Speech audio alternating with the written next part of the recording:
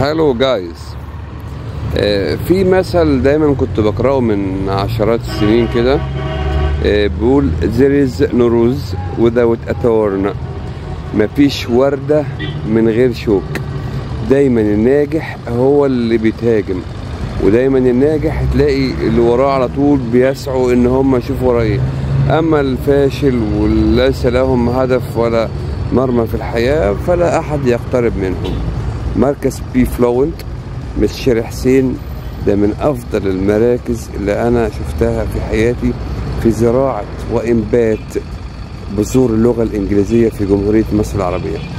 من هنا من ارض محافظة الشرقية اشهد الله ان مستر حسين ديت من انظف الشخصيات اللي ممكن تقابلها في حياتك وتتعلم منها حاجات، وعندها طاقة ايجابية منقطعة النظير حقيقة. يعني فانا يعني لو حد ينصحني من يعني اي حد من زمايلي من المقربين ليا حابب يتدرب انجليزي، حابب ياخد كورسات، فدايما برسله لمركز بي فلوينت بقيادة الرائعة، بقيادة المتميزة، بقيادة المتجددة مستر حسين من أرض محافظة الشرقية.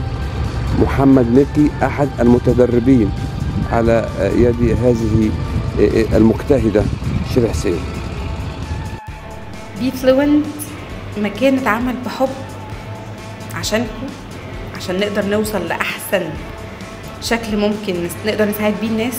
أكيد الكلام ده كتير عليا بس مش كتير على تيم كبير، تيم متعاون جدا بيحاول يوصل بيكم لأحسن مستوى ممكن في الدنيا. تيم من إداريين ومدربين محترفين وأكفاء وناس شغالة سهرانة على البيجز بتاعتنا صبح وليل عشان ترد على أسئلتكم وتعرف تساعدكم بأحسن شكل. وحقيقي بشكرك من كل قلبي على الكلام الحلو ده، وأتمنى نفضل طول الوقت عند حسن ظنكم بإذن الله. شكرا.